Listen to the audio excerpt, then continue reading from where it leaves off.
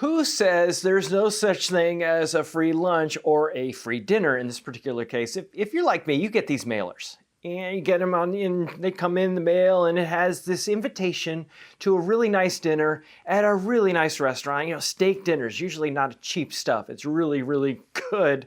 And you think, wow, that'd be kind of nice, free dinner here. And what you're often signing up for if you go to one of these things is a sales presentation on annuities. Now, annuities, I was explaining this to my wife. I said, you know, sometimes there are cases where they might be okay as a distribution vehicle because that's what they were designed for. There are certain circumstances where they might actually be a good idea. But most of the time, they're not such a great idea. Now, when they're used for what they were designed to do, the commissions are typically very low. This is what I was explaining to my wife. This is usually maybe 1% to 3%, very, very low commissions comparably to some of the stuff that you see out there, 10, 15%, you know, much, much higher.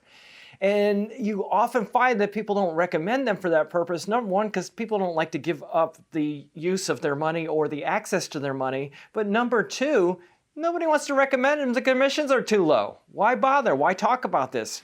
Can't afford to bring you through dinner if you're only going to earn that much. So I'm looking for data on this to show this to my wife, and I ran across a couple of articles that I wanted to share with you. Number one, this is written by an elder law attorney. Now, elder law attorneys, they deal with senior issues and things like that. But this guy is speaking to the Elder Law Institute, and here's what he had to say. Andrew Friedman.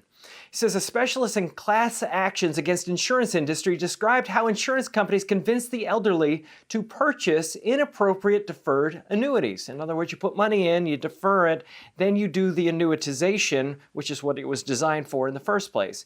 How these practices are combated in the courts and what the individual elder law attorneys can do to help fight against these products. Well, if it's a great product, why do we have to fight against it? This is something I've said for years. Friedman, who's with this Phoenix firm, he's sued between 30 and 40 insurance companies for various sales practices.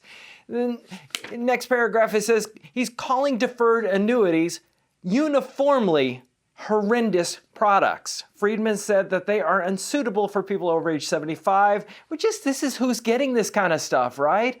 And they're not for people much younger ages either. They're not really for those people either. Then he says, you know, the sales are just astronomical. In other words, people are buying this stuff, and he's sitting there going, this stuff is terrible. He says the abuse has two elements, the products themselves and the process by which they're sold. They're highly illiquid, highly expensive, and very poorly performing, he says. Sales agents often earn as high as 15%. That's the commission built into the products. A little bit further down, it says that they're motivated by their own financial self-interest, and the insurance companies encourage agents to sell inappropriate deferred annuities to seniors by offering enormous sales incentives. He says, but the insurers claim to know nothing about the unethical sales practices. Of course, we don't know anything about what's going on, how the people are actually selling this stuff to people. Well, I see that, and you go, okay, so there's a law firm talking about that. Then I'm going a little bit further down in my internet search, and what do I see is this. Annuities, unsuitable investments for seniors. And I'm like, oh, well, who wrote this one? An attorney general for a state wrote this and is talking about the billions of dollars to be made by insurance companies and agents in these products. And here's what they said. Beware of seminars that offer free meals and gifts. So when you get this kind of stuff, you know what? It may be good for starting fires, but most of the time, this stuff is really bad stuff. Avoid it. They will play on your fears about stock market crashes and market fluctuations and all of that to try to get you to buy this. But usually, the only person that wins with this deal is the agent.